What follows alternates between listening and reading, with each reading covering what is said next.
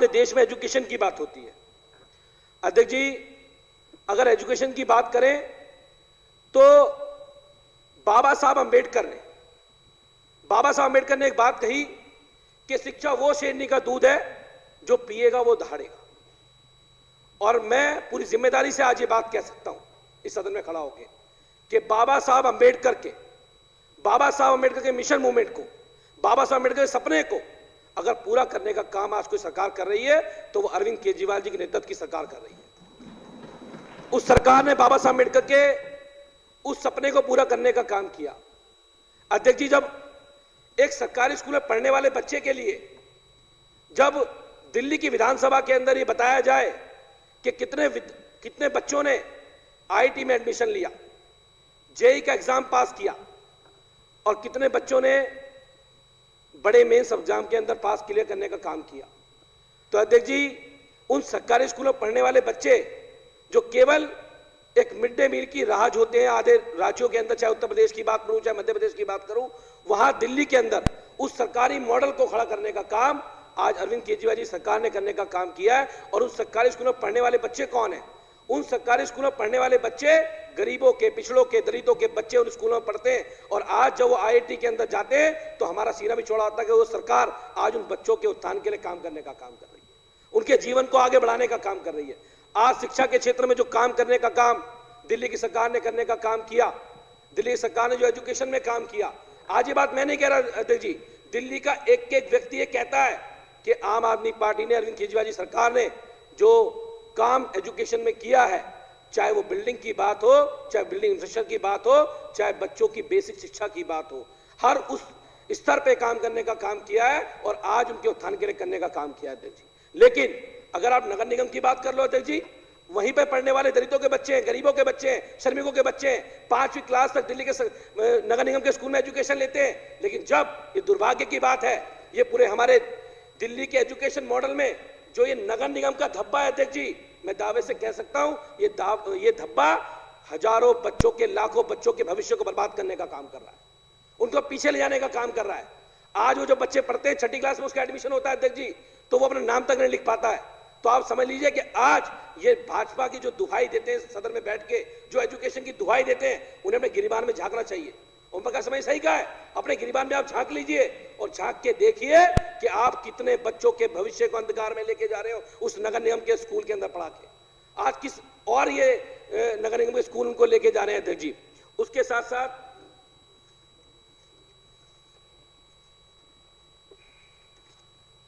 अध्यक्ष जी, अभी यहां ओम प्रकाश जी ने मोहल्ला क्लिनिक की बात की। मोहल्ला क्लिनिक में कौन लोग इलाज कराने के लिए जाते हैं?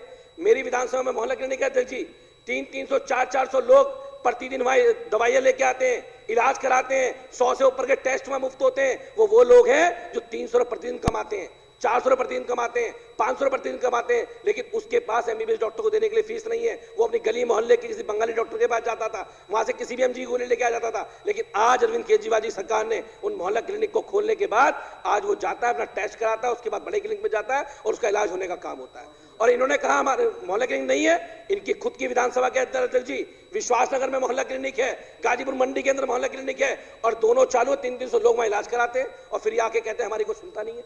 अध्यक्ष जी, जितना काम इनका आज दिल्ली सरकार ने करने का काम किया, और मैं फिर कहता हूं एक ऐसी सरकार जो बिना भेदभाव के काम करती है, बिना भेदभाव के काम करती है, चाहे पक्ष की बात हो चाहे विपक्ष की बात हो।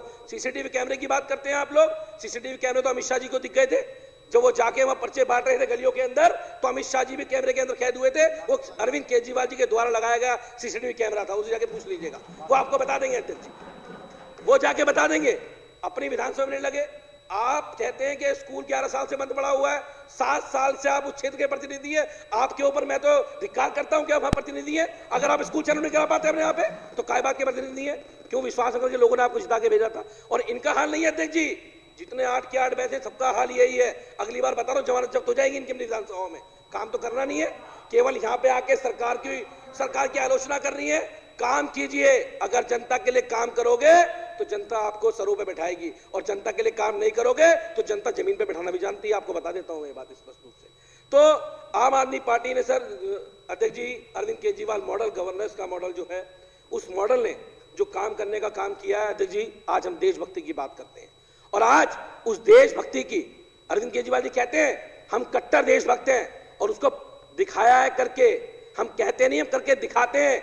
हर जगह हमने देशभक्ति साबित करने का काम किया है, और साबित करने की जरूरत इन लोगों को होगी। हम तो कट्टर देशभक्त हैं, थे और रहेंगे जीवन भर।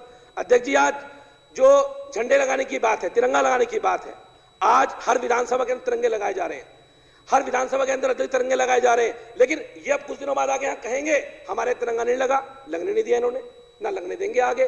तो मैं कहता हूं अध्यक्ष जी कि Arvind Kejriwal model of governance ने इस देश को एक दिशा दी है, एक नई दिशा देने का काम किया है। आज देश की राजनीति बदली है, आज देश की राजनीति पहुंची है एजुकेशन पे, आज देश की राजनीति पहुंची है मोहल्ला क्लिनिक पे, आज देश की राजनीति पहुंची है सीसीटीवी कैमरे पे। वरना पहले होता था हिंदू, मुसलमान, दलित, पिछड़ा। आज सबकी बात होती है, आज सबकी बराबरी के अधिकार की बात होती है, उनको अधिकार दिलाने की बात होती है, समान शिक्षा की बात होती है, समान स्वास्थ्य की बात होती है। और यही है असली जीने का अधिकार, और असली हर सरकार का काम यही होना चाहिए जो अरविंद केजरीवाल मॉडल गवर्नेंस ने करके दिखाया है। आप भी ऐसा करिए, लोग आपको बुलाएंगे। बहुत बहुत धन्यवाद मुझे बोलने का मौका देने के लिए। अगर आप चाहते हैं गरीब हर वंचित इंसान की आवाज आप तक पहुंचे तो हमारे चैनल को सब्सक्राइब करें और बेल आइकन का बटन दबाना ना भूलें। देखते रहिए बहुजन हलचल न्यूज।